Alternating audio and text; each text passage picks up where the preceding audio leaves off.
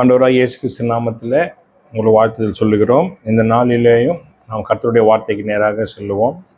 இந்த நாள் நாம் தியானிக்க இருப்பது மத்தேயு எழுதிய சுவிசேஷம் 5வது அதிகாரம்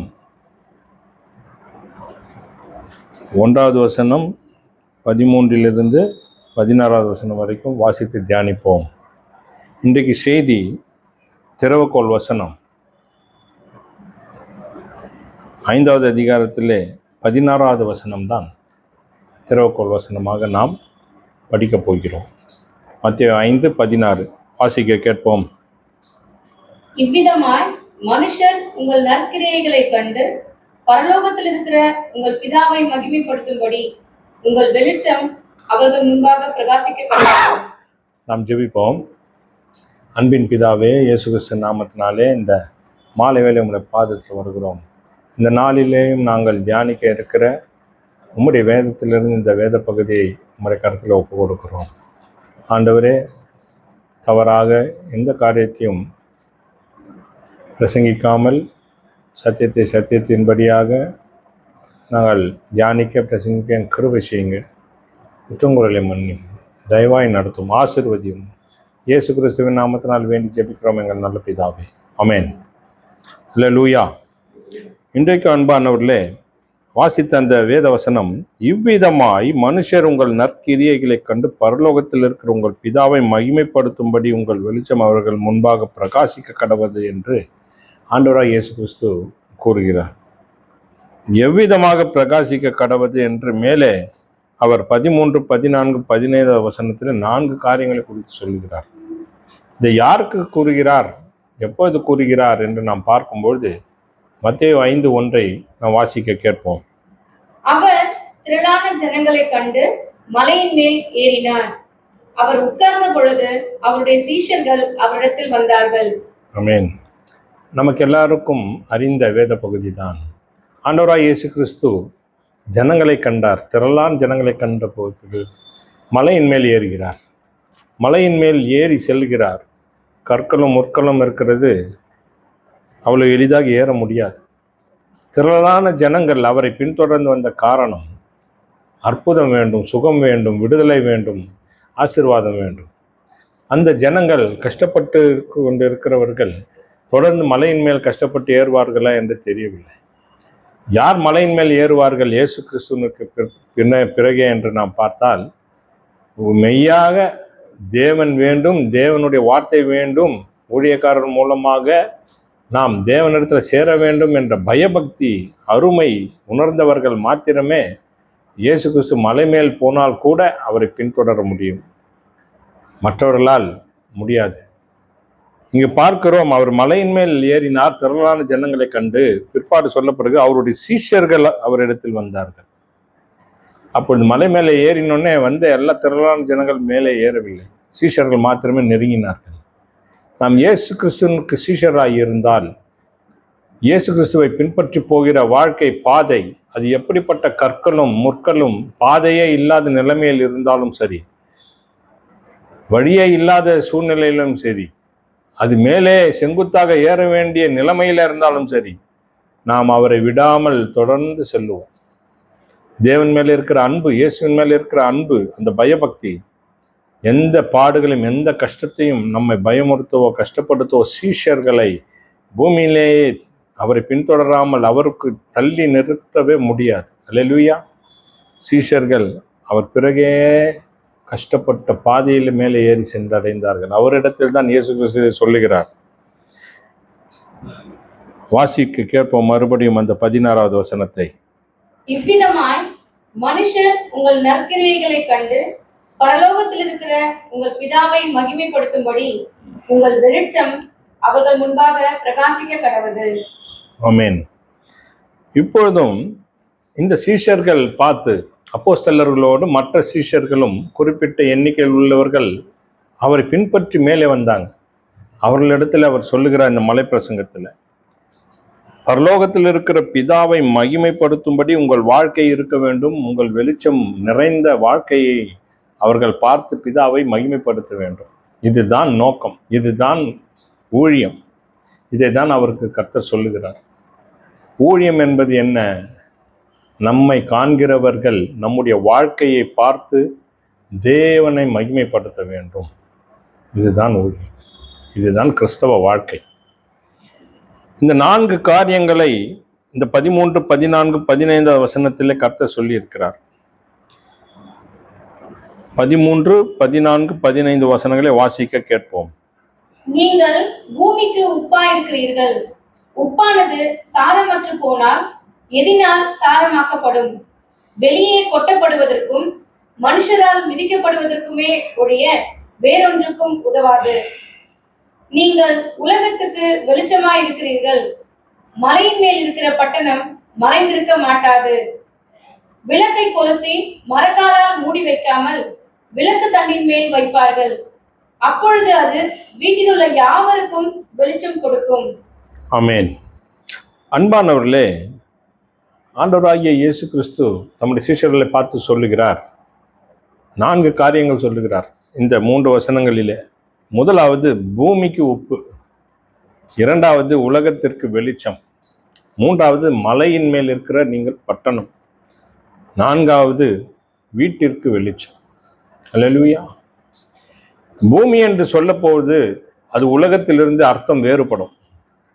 பூமி என்பது உருண்டையை குறிக்கும். பூமி உருண்டையை குறிக்கும். பூமியை தாங்கி இருக்கிற மேல் வட்டத்தை முழுவதுமாக குறிக்கும். அது சொல்ல போனால் கீழே பாதாளம், அதற்கு கீழே இருக்கிற நரகத்திலிருந்து மேலே பரலோகத்தினுடைய வாசல் வரைக்கும் இருக்கிற அந்த பூமி உருண்டை முழுவதையும் குறிக்கும் பூமி என்ற வார்த்தை. அல்லேலூயா. பூமி என்றால் ஒரு வட்டம், அந்த பூமி வட்டம். அல்லேலூயா.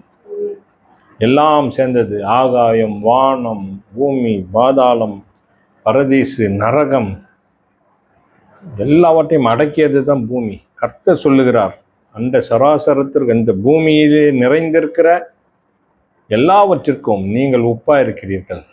நீங்கள் சாரமுள்ளவர்களாக இருக்க வேண்டும். 2வது காரியம் உலகம். இந்த உலகத்திற்கு வெளிச்சம் என்று சொல்லுகிறார். பூமி வேறு, உலகம் வேறு. உலகம் என்று சொல்லப்படும் பொழுது அது மனிதர்களை குறிக்கும். உலகத்தில் இருந்தும் உலகத்தார் அல்ல, உலக வாழ்க்கையை குறிக்கும். உலகம் என்று சொல்லும் பொழுது என்ன? அது உலக வாழ்க்கையை குறிக்கும். பூமி என்று சொல்லும்போது அது பூமி உருண்டையை குறிக்கிறது. உலகம் என்று சொல்லுகிற பொழுது அது வாழ்க்கையை குறிக்கும், உலக வாழ்க்கையை குறிக்கிறது, ஜனங்களை குறிக்கும். அதுதான் கர்த்தர் சொல்லுகிறார், இந்த ஜனங்களுக்கு, இந்த வாழ்க்கையில நீங்கள் வெளிச்சமா இருக்கிறீர்கள். 3வது காரியம் மலையின் மேல் இருக்கிற பட்டணம். மலை என்று சொல்லும் பொழுது அது தேவனை குறிக்கும், உயர்ந்த ஸ்தலத்தை குறிக்கும், உன்னதத்தை குறிக்கும். பட்டணம் என்பது வாழ்க்கையை குறிக்கும், வாழ்வழிப்பை குறிக்கும். தேவன் மேலே கட்டப்பட்ட ஒரு பட்டணம். நீங்கள் யாரா? தேவனுக்குள்ளே இருக்கணும் உங்க வாழ்க்கை. அப்பொழுது நீங்கள் மறைந்திருக்க முடியாது. இது கர்த்தர் சொல்லுகிறார். 4வது வீட்டிலே வெளிச்சமா இருக்கிறீர்கள். விளக்கை கொளுத்தி மரத்தண்டின் மேல் வைப்பார்கள். அது வீடு முழுவதற்கும். இது குடும்பத்தை குறிக்கும். இது குடும்பத்தை குறிக்கும். பூமி என்பது இந்த பூமி உருண்டையை குறிக்கும். உலகம் என்பது மனுஷர்கள் நம்மோடு வாழ்கிற உலக வாழ்க்கையை குறிக்கும். மலை என்று சொல்லும்பொழுது தேவனுக்குள்ளே இருக்கிற ஆவிக்குரிய ஜீவத்தை குறிக்கும். 4வது வீடு என்பது சொல்லும்போது நம்முடைய குடும்பத்தை குறிக்கும். இந்த 4 நிலையிலே தேவன் சொல்லுகிறார், ஆண்டவர் இயேசு கிறிஸ்து, நீங்கள் உப்பாய் இருக்கிறீர்கள், வெளிச்சமாய் இருக்கிறீர்கள், நீங்கள் பட்டணம், நீங்கள் வெளிச்சம் என்று சொல்லுகிறார். அல்லேலூயா. 2வது காரியத்திலே வெளிச்சம் என்று சொல்லும் பொழுது, 4வதும் வெளிச்சம் என்று சொல்லும்போது இந்த வெளிச்சத்திற்கும் அந்த வெளிச்சத்திற்கும் வித்தியாசம் உண்டு. உலகத்திற்கு வெளிச்சம் என்று சொல்லும் பொழுது அது ரட்சிப்பை குறிக்கும். 4வதுல வீட்டிற்கு வெளிச்சமாய் இருக்கிறீர்கள் என்று சொல்லும்போது ஆசீர்வாதத்தை குறிக்கும். வார்த்தை ஒன்றுதான், அதனுடைய செயல்பாடு ஒன்றுதான், அதன் மூலமாக வருகிற பலன் வேறு வேறு. அல்லேலூயா. முதல் காரியம் நாம படிப்போம். நீங்கள் பூமிக்கு உப்பாய் இருக்கிறீர்கள். உப்பானது சாரமற்று போனால், அந்த வசனத்தை வாசிங்க. நீங்கள் பூமிக்கு உப்பாயிருக்கிறீர்கள். உப்பானது சாரமற்று போனால் எதினால் சாரமாக்கப்படும்? வெளியே கொட்டப்படுவதற்கும் மனுஷரால் மிதிக்கப்படுவதற்குமே ஒழிய வேறொன்றுக்கும் உதவாது. ஆமென். ஆண்டவர் சொல்லுகிறார், இந்த பூமிக்கு அர்த்தமே நீங்க தான். தேவன் யார்? தேவ பிள்ளைகள் யார்? தேவனால் படைக்கப்பட்டவர்கள் யார்? அன்பானவர்களே, கர்த்தர் சொல்லுகிறார், இயேசு கிறிஸ்து சொல்லுகிறார், இஸ்ரவேல் ஜனத்தை பார்த்து சொல்லுகிறார், யூதர் ஜனங்களை பார்த்து சொல்லுகிறார்,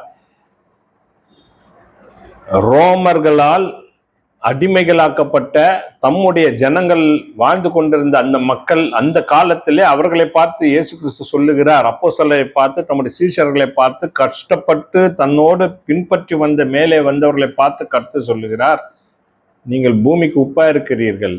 இந்த பூமியை படைத்த போது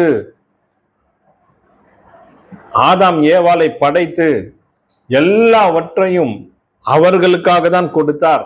இந்த உலகத்தையே பார்த்து கொள்ளும்படி, இந்த பூமியையே பார்த்து கொள்ளும்படி, பேணும்படி, நடத்தும்படி, பராமரிக்கும்படி, நிர்வாகம் செய்யும்படி, அதை அர்த்தமுள்ளதாக வைத்துக் கொள்ளுகிற பொறுப்பை கொடுத்ததே மனுஷர் கையில தான், ஆதாம் ஏவாள் கையில தான்.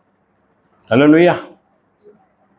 அதை தான் தம்முடைய ஜனத்திற்கு அவர் சொல்லுகிறார், நீங்கள் பூமிக்கு உப்பா இருக்கிறீர்கள். அன்பானவர்களே, ஒரு தேவ பிள்ளையினுடைய வாழ்க்கை, கர்த்தருடைய ஜனங்களுடைய வாழ்க்கை அர்த்தமுள்ள வாழ்க்கை. இந்த உலகத்திலே மற்ற ஜனங்கள் எப்படி இந்த பூமி நிலை நிற்கிறது என்றால், இந்த பூமி இன்னும் வாழ்வடைந்து கொண்டிருக்கிறது என்றால், பூமி கடவுளால் அழிக்கப்படாமல், தேவனால் அழிக்கப்படாமல், நிர்மூலமாக்கப்படாமல் இருப்பதென்றால் ஒரே ஒரு காரணம், ஒரு அர்த்தம் என்னவென்றால், அவருடைய ஜனங்கள் இங்கு வாழ்கிறார்கள் என்றுதான் தேவன் வைத்து இருக்கிறார். அல்லேலூயா.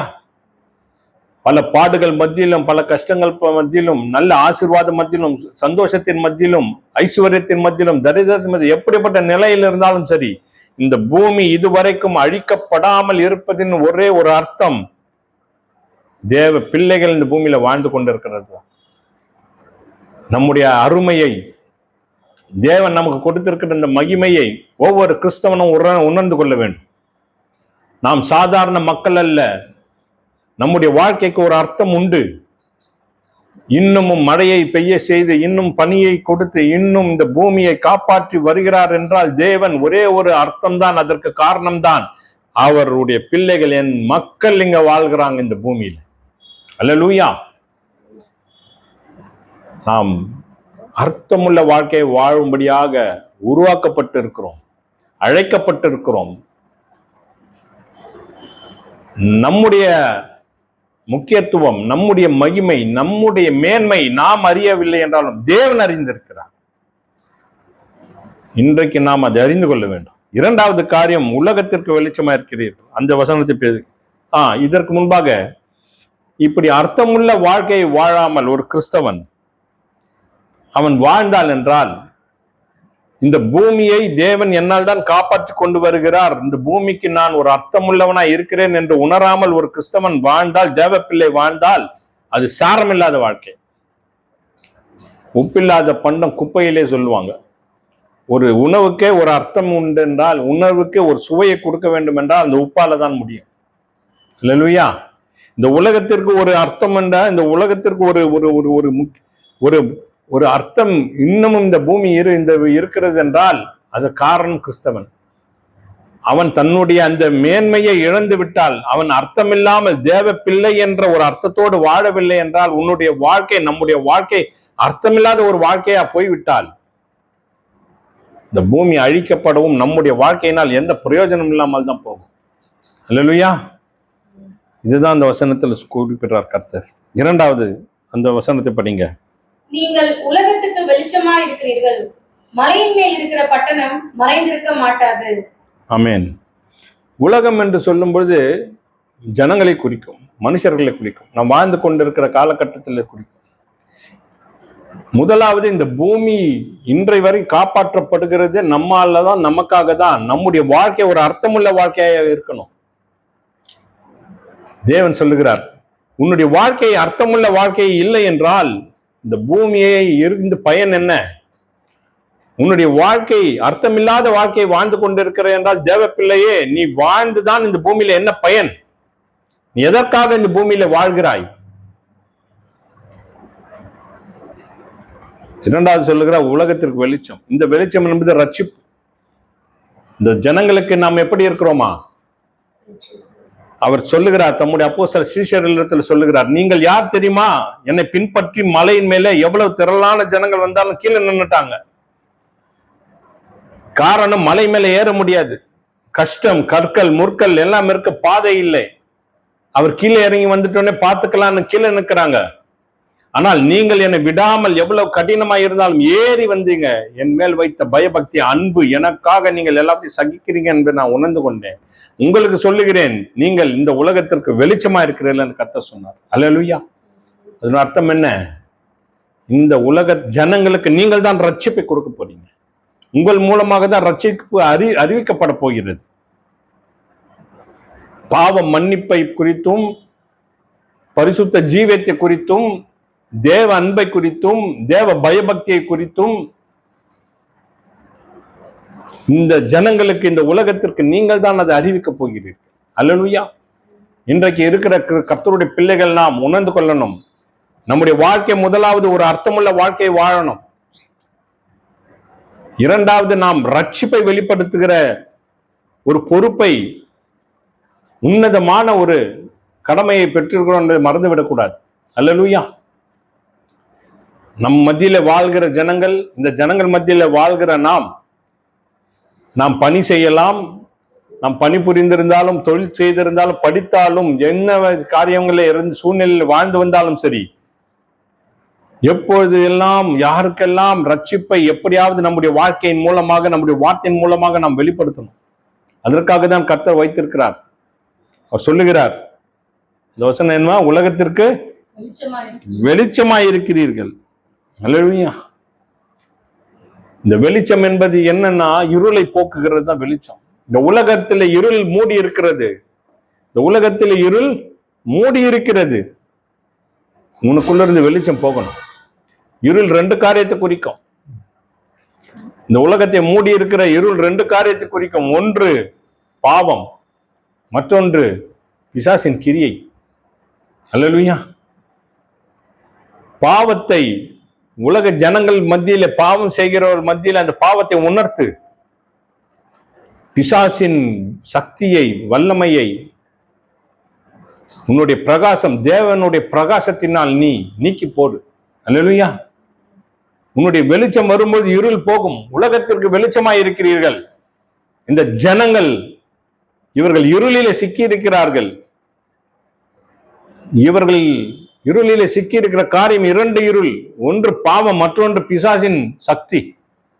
ஒரு தேவ பிள்ளைக்குள்ளே இருக்கிற வெளிச்சம் பாவ கிரியைகளை உணர்த்தி அவைகளை விட்டு ஜனங்களை விலக்கவும், பிசாசின் கிரியைகளை அழித்து போட்டு அதிலிருந்து ஜனங்களை மீட்கவும் தான். பாவத்தை உணர்த்த வேண்டும் என்றால் உனக்குள்ள பரிசுத்தம் இருக்க வேண்டும். பிசாசின் கிரியைகளை அழிக்க வேண்டும் என்றால் உனக்குள் வல்லமை இருக்கணும், தேவ வல்லமை. அல்லேலூயா. உன் வாழ்க்கை அர்த்தமுள்ள வாழ்க்கை மாத்திரமல்ல, ஒரு தேவ பிள்ளையினுடைய வாழ்க்கையை ஆண்டவர் இயேசு கிறிஸ்து சொல்லுகிறார் நம்முடைய சீஷர்களை பார்த்து, உன் வாழ்க்கை பரிசுத்தமுள்ள வாழ்க்கையா இருக்கணும். பாவத்தை உணர்த்தி பாவத்தின் காரியங்களை சுட்டி காட்டுகிற நீ, உனக்குள் பாவம் இருக்கக்கூடாது. முதலாவது பரிசுத்தமுள்ள வாழ்க்கை வாழணும், பரிசுத்த மார்க்கத்தை கடைபிடிக்கணும். இரண்டாவது, பிசாசின் கிரியைகளை அழிக்க வேண்டும் என்றால் உனக்குள் தேவ வல்லமை இருக்கணும். அல்லேலூயா. மூன்றாவது காரியம் அவர் சொல்லுகிறார், மலையின் மேல் இருக்கிற பட்டணம் மறைந்திருக்க மாட்டாது. மேன். மலை என்று சொல்லும் பொழுது தேவனை குறிக்கும், ஆவிக்குரிய அர்த்தத்தில் உன்னதத்தை குறிக்கும். பட்டணம் என்பது வாழ்க்கையை குறிக்கும். அது மறைக்கப்பட முடியாது, அது மறைந்து இருக்காது. அல்லேலூயா. தேவனுக்குள்ள நம்முடைய வாழ்க்கை இருக்கும் பொழுது, நம்முடைய வாழ்வு தேவனுக்குள்ள இருக்கும் பொழுது, நம்முடைய வாழ்வு தேவனோடு இருக்கும் பொழுது, அந்த ஐக்கியத்தில் இருக்கும் பொழுது அது மறைக்கப்பட முடியாது. அதை கண்டு ஜனங்கள் அது மேலே வருவாங்க. அல்லேலூயா. நம்முடைய வாழ்க்கை தேவனோடு இருந்தால், நம்முடைய வாழ்வு தேவனோடு ஐக்கியத்தில் இருந்தால், நிச்சயம் நம்மால் மற்றவர்கள் வாழ்க்கை பெறுவார்கள். நம்ம எந்த சக்தியாலும் மறைக்க முடியாது. இரண்டாவது, தேவனுக்குள்ள இருக்கிற தேவ பிள்ளை நம்முடைய வாழ்க்கையை மற்றவர் பார்த்து கொண்டிருக்கிறாள் என்பதை நாம் மறந்துவிடக்கூடாது. நம்முடைய வாழ்க்கையை 4 பேர் கீழே இருக்கிறவர்கள் பார்க்கிறார்கள். தேவ பிள்ளை மேலே இருக்கிறான் தேவனுக்குள்ள. தேவனை விட்டு இருக்கிறவங்க கீழே இருக்கிறாங்க, கீழே இருக்கிறவங்க மேலே இருக்கிறவங்கள பார்க்கிறாங்க. நம்மை 4 பேர், ரட்சிக்கப்பட்டவர்களோ ரட்சிக்கப்படாதவர்களோ தேவனிடத்தில் இல்லாதவர்கள் நம்மை கவனித்துக் கொண்டிருக்கிறார்கள் என்பதை நாம் மறந்து விடக்கூடாது. அவள் முன்பாக நாம் ஜாக்கிரதையாக, யோக்கியமாக, உண்மையாக, சாட்சியாக வாழணும். தேவன் நமக்கு கொடுத்திருக்கிற வாழ்க்கையினால் அவருடைய நாமத்தை நாம் தூஷிக்கப்பட விடக்கூடாது. அவருக்கு சாட்சியாக வாழணும். நம்முடைய வாழ்க்கை தேவனுக்குள்ள இருக்கிறதை காட்டணும். அல்லேலூயா. தேவனுக்குள்ள வாழ்ந்து கொண்டிருக்கிறேன், தேவனுக்காக வாழ்ந்து கொண்டிருக்கிறேன், என்னுடைய வாழ்க்கை தேவனுக்குள்ள இருக்கிறது, தேவன் வைத்த வழியில் போகிறேன் என்பதை நாம் வெட்ட வெளிச்சமாக காட்டணும். அல்லேலூயா. அந்த வாழ்க்கையினால அடுத்தவர்கள் இடர்களாக கூடாது. அந்த வாழ்க்கையினால தேவ தூஷணம் வரக்கூடாது, குற்றம் சாட்டப்படக்கூடாது. அல்லேலூயா. தேவனுக்குள்ளே நாம் கட்டப்பட்டிருக்கிற நாம் மற்றவர்களுக்கு வாழ்க்கையை காட்டணும். அந்த என்ன வாழ்க்கை? ஜீவனுக்கு போறவங்க. அல்லேலூயா. நீ ஜீவனுக்கு போக வேண்டும் என்றால், நித்திய ஜீவனை அடைய வேண்டும் என்றால் எப்படி வாழ வேண்டும் பூமியிலே என்றது காட்டுறது தான் அந்த வாழ்க்கை. அல்லேலூயா. இந்த பூமியிலேயே ஆசீர்வாதங்களை பெற்று, இந்த பூமியிலேயே தலைமுறை தலைமுறையை நல்ல வாழ போற, இந்த பூமியிலேயே தேவன் கொடுத்தார் என்று வாழ்ந்து கொண்டிருப்பது அது அர்த்தம் அல்ல. அல்லேலூயா. நித்திய ஜீவனை அவர் நமக்கு அளிப்பேன் என்பதே அவருடைய வாக்குத்தத்தம் என்று யோவான்ல படிக்கிறோம். என்னவா சொல்லுங்க?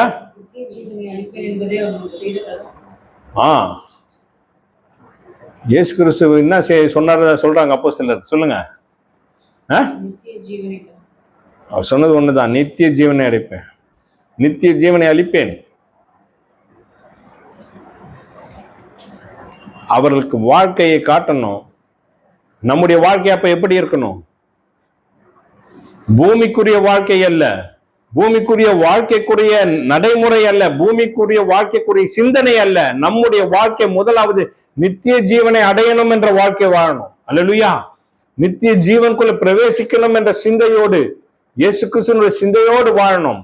அப்படி நாம் அதை உணர்ந்து வாழ்ந்தால்தான் மற்றவர்களுக்கு அந்த வழியை போதிக்க முடியும், காட்ட முடியும். நாமே அதை உணராமல், அறியாமல், நாமே அதை கடைபிடிக்காமல், அந்த நித்திய ஜீவன் வாழ்க்கையில வாழாமல், ஆவிக்குரிய வாழ்க்கையில வாழாமல், ஒரு லௌகீகமாக, உலக பிரகாரமாக, மாம்சமாக வாழ்கிறவனிடத்துல நாம் சென்று அதை அவர்களுக்கு புரிய வைக்கவோ விளக்கவோ முடியாது. அல்லேலூயா. முதலாவது நாம் ஆவிக்குரியவர்களாக சிந்தையில வாழ்க்கையை வாழணும். மலையின் மேல் கட்டப்பட்ட பட்டணம் நான். என்னுடைய வாழ்க்கை ஆவிக்குரிய வாழ்க்கை, என்னுடைய வாழ்க்கை மேலோகத்துக்கு போகிற வாழ்க்கை. வா என் சகோதரனே, சகோதரியே, வா. மரித்த பிற்பாடு நித்திய ஜீவனுக்குள்ள போகிறோம், இல்ல நரகத்துக்கு போகணும். நித்திய ஜீவனை அளிப்பேன் என்பதே இயேசு கிறிஸ்துவினுடைய வாக்குத்தத்தம். இந்த பூமியில வாழ்கிற வாழ்க்கை லௌகீகமாக உலக காரியங்களால் கட்டப்பட்ட இருக்கக்கூடாது. உலகத்துல வாழும்போது ஆவிக்குரிய வாழ்க்கையில வாழ்ந்து நித்திய ஜீவனுக்குள்ள பிரவேசிக்கும்படியாக இருக்கணும். இல்லையா? அதுக்குன்னு உலக காரியம்லாம் வேண்டாம்னு சொல்லல. வீடு வேணும், வாசல் வேணும், படிப்பு வேணும், உத்தியோகம் வேணும், ஆசீர்வாதம் வேணும், எல்லாம் வேண்டும். ஆனால் எதுவும் நம்மை மாம்சத்திற்குள்ளாக சிறைப்பிடிக்க கூடாது. அல்லேலூயா.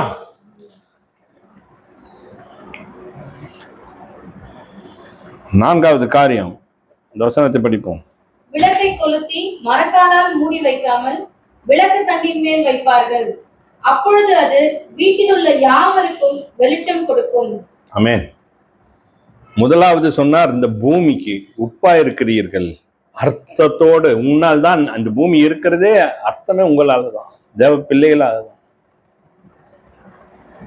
இரண்டாவது, உலகம் என்று வெளிச்சமா இருக்கிறீர்கள், அது ரட்சிப்பு குறிக்கும். இந்த ஜனங்களுக்கே நீங்க தான் ரட்சிப்பை வெளிப்படுத்தணும், தேவ ஜனம் தான். அல்லேலூயா. மூன்றாவது, மலையில் மேல் கட்டப்பட்ட பட்டணம், தேவனுக்குள்ள இருக்கிற வாழ்க்கையை, அந்த வாழ்வை காட்டி நித்திய ஜீவன் வாழ்க்கையை காட்டணும். பூமிக்குரிய வாழ்க்கை அல்ல, லௌகீக வாழ்க்கை அல்ல, மாம்சத்துக்குரிய வாழ்க்கை அல்ல, ஆவிக்குரிய வாழ்க்கையை வாழ்ந்து அதை ஜனங்களுக்கு காட்டி அவர்களையும் அந்த வாழ்க்கைக்குள்ள அழைத்து செல்லணும். நான்காவது காரியம் அவர் சொல்லுகிறார், வீட்டுக்குள்ளே நீ வெளிச்சம். அது என்ன குறிக்கணும்? ஆசீர்வாதத்தை குறிக்கும். அல்லேலூயா. அந்த வீட்டிற்குள்ளே எப்படி இருக்க வேண்டுமா? அந்த விளக்கு எப்போது வெளிச்சம் தர வேண்டுமா? விளக்கு தண்டின் மேல் இருக்க முடியும், வைப்பார்கள். அல்லேலூயா. விளக்கு தண்டு எதுல செய்வாங்க? மரத்துல செய்வாங்க, இரும்புல செய்வாங்க. அல்லேலூயா. இந்த மரத்திலே வைத்தாலும் சரி, இரும்பில வைத்தாலும் சரி, மரத்திலே இரும்பு ஆணிகளால் அடிக்கப்பட்ட இயேசு கிறிஸ்து தான், அதுதான் ரட்சிப்பு. அல்லேலூயா. நம்முடைய வீட்டிற்குள்ளே மரத்தாலேயும் அந்த ஆணியாலையும் அறையப்பட்டு சிலுவையிலே தொங்கி அந்த இயேசு கிறிஸ்து மேலே நீ இருந்தே என்றால், உன் வாழ்க்கை அப்படி இருந்தால் உனக்குள்ள வருகிற வெளிச்சம் உன் வீட்டில் ஆசீர்வாதமாக இருக்கும். அல்லேலூயா. அதை கிறிஸ்துவின் மேலே நாம் வைக்காமல் நம்முடைய வாழ்க்கையை வைத்து மரக்காலால் மூடினால், இந்த மரக்கால் என்று சொல்லப்படும் போது அது எதை குறிக்கும்? மரத்தினால் செய்யப்பட்டதுதான், அது ஆணிகளால் அடிக்கப்பட்டதுதான். ஆனால் அதற்கும் இதற்கும் என்ன வித்தியாசம் சொல்லுங்க? அதற்கு இதுக்கு என்ன வித்தியாசம்? இந்த மரக்கால் மரத்தாலும் இரும்பினாலும் இணைக்கப்பட்டு செய்யப்பட்டது, அது பூமியில இருக்கிறது. விளக்குத்தண்டு என்பது உயர்த்தப்பட்டிருக்கிறது. அல்லேலூயா. விளக்கானது பூமிக்குரியது காரியத்தில் போகக்கூடாது. விளக்கானது தேவன் உன்னதத்தில் இருக்கணும், ஆவிக்குரிய ஜீவியத்தில் இருக்கணும். அல்லேலூயா. அப்போது உன் குடும்பத்துக்குள்ளே உன் மூலமாக தேவன் ஆசீர்வாதத்தை கட்டளையிடுவான். உன்னுடைய வழியில் அவர்கள் வெளிச்சத்தில் வழி நடத்தணும். அல்லேலூயா. கடினம்தான். பிசாசு கூட ஒரு தேவ பிள்ளைக்கு கீழ்ப்படிந்து ஓடி போவான். ஆனால் ஒரு தேவ பிள்ளைக்கு இன்னொரு தேவ பிள்ளை கீழ்ப்படிய மாட்டான். அல்லேலூயா. போராட்டம், எதிர்த்து பேசுதல், எதிர்த்து நிறுத்தல், தர்க்கங்கள் எல்லாம் உண்டு. ஆவிக்கும் மாம்சத்துக்கும் பிரச்சனைகள் தான். அல்லேலூயா. கடைசி வரைக்கும் போராட்டம் இருக்கும் தான். ஆனால் கர்த்தருக்குள்ளே விளக்க தண்டின் மேல் இருந்தால்தான் நம்மால் குடும்பம் பிழைக்கும். அல்லேலூயா. என்னை பலப்படுத்துகிற கிறிஸ்துவினால் எல்லாவற்றையும் எனக்கு செய்ய பலன் உண்டு. தாங்கிக் கொண்டு பொறுத்து கொண்டு தேவ அன்பினால் ஒருவரை ஒரு சகித்து கொண்டு அரவணைத்து கடிந்து கொண்டு, இப்பெல்லாம் கடிந்து கொள்ள முடியாது, இப்பெல்லாம் சொல்ல முடியாது. அல்லேலூயா. அவ்வளவுதான். அன்பானவர்களே, ஆண்டவர் இயேசு கிறிஸ்து சொல்லுகிறார், நீங்கள் விளக்குத்தண்டின் மேல் வைக்கப்பட வேண்டிய விளக்கு, வீடு முழுவதும் முன்னால் வெளிச்சம் கொடுக்கப்பட வேண்டிய பாத்திரம் நீ. அல்லேலூயா. உன்னால் இந்த பூமி மாத்திரமல்ல, உலகம் மாத்திரமல்ல, தேவ ஆவிக்குரிய வாழ்க்கை மாத்திரமல்ல, உன் குடும்பம் அனைத்தும் எல்லாம் வெளியே இருந்து படிப்படியா உள்ள வந்து குடும்பத்துக்குள்ள வந்து வராரு. பூமிக்குள்ள இருந்து உலகத்துக்கு வந்து அதுக்கப்புறம் மலைக்கு மேலிருந்து மலையிலேருந்து வீட்டுக்குள்ள வந்து குடும்பத்துல சொல்லுறாரு, நாம யாரு, நம்முடைய வாழ்க்கை யாரு, நாம எப்படிப்பட்டவர்கள் என்று தேவன் சொல்லுகிறார். அல்லேலூயா. யாரிடத்துல சொன்னார் என்றால், திரளான ஜனங்கள் எல்லாருக்கும் சொல்லல. இயேசுவை தேடி வந்த திரளான ஜனங்களுக்கு சொல்லல. இயேசுவை தேடி வந்தாலும் தங்களுடைய ஆதாயத்துக்காக பின்பற்றுகிறவர்கள் தேவனுக்காக கடினமான வாழ்க்கையை வாழ மாட்டார்கள், ஏற்றுக்கொள்ள மாட்டார்கள், சகிக்க மாட்டார்கள், தாங்கிக் கொள்ள மாட்டார்கள்.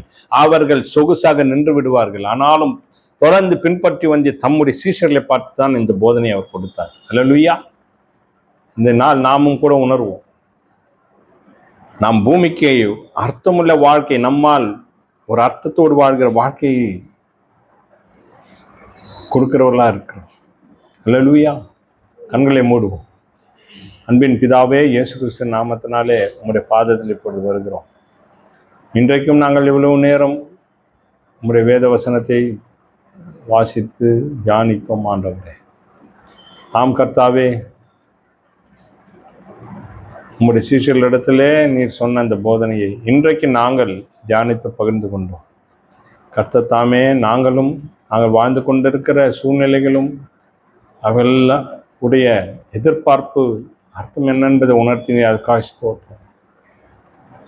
எங்களுடைய வாழ்க்கை ஒரு அர்த்தமுள்ள வாழ்க்கையாகவும், எங்களுடைய வாழ்க்கை ரட்சிப்பை வெளிப்படுத்துகிற வாழ்க்கையாகவும், எங்களுடைய வாழ்க்கை மற்றவர்களுக்கு ஆவிக்குரிய வாழ்க்கையை உணர்த்துகிற போதிக்கிற வாழ்க்கையாகவும், எங்களுடைய வாழ்க்கை மற்றவர்களுக்கும் ஆசீர்வாதமான ஒரு வாழ்க்கையாக மாறும்படியாக நாங்கள் வாழ எங்களுக்கு கிருபை செய்யும், எங்களை தகுதிப்படுத்தும், எங்களை மறுரூபமாக்கும், உருவாக்கும். உமக்கு பிடித்த சுபாவங்கள், உமக்கேற்ற திவ்ய சுபாவங்களை நாங்கள் பிடித்து கொண்டு பின்னானவர்களை மறந்து முன்னானவர்களை நோக்கி, எங்களுடைய சுய சித்தத்தின்படி அல்ல, எங்கள் ஜென்ம சுபாவங்களை எல்லாம் கலைந்து போட்டு உம்மிடத்திலே வந்தபோது நாங்கள் எப்படி இருந்தோமோ உம்மாலே நாங்கள் ஆதரிக்கப்பட்டு ரட்சிக்கப்பட்டு பிரிக்கப்பட்டு எந்த சுபாவத்திலிருந்தோம் அந்த திவ்ய சுபாவத்துக்குள்ளே நீர் விரும்புகிற சுபாவத்துக்குள்ளே நாங்கள் வந்து வாழ எங்களுக்கு அனுகிரகம் செய்ய காத்துக்கொள்ள வழிநடத்தும், பலப்படுத்தும், எங்களை ஆசீர்வதியும், எங்கள் குற்றங்குறையை மன்னி எல்லா கனமும் மகிமையும் துதியும் செலுத்துகிறோம். இயேசு கிறிஸ்துவின் நாமத்தினாலே வேண்டி இந்த ஜபத்தை ஏறெடுக்கிறோம் எங்கள் நல்ல பிதாவே, ஆமென். கர்த்தருக்கு ஸ்தோத்திரம். நம்முடைய கர்த்தராகிய இயேசு கிறிஸ்துவினுடைய கிருபை, பிதாவாகிய தேவனுடைய அன்பும் பரிசுத்த ஆவியானவருடைய ஐக்கியமும் நம் அனைவரோடும் சகல பரிசுத்தவான்களோடும் கர்த்தருடைய வருகை மட்டும் இருப்பதாக. ஆமென். Praise the Lord. God bless you. God bless you.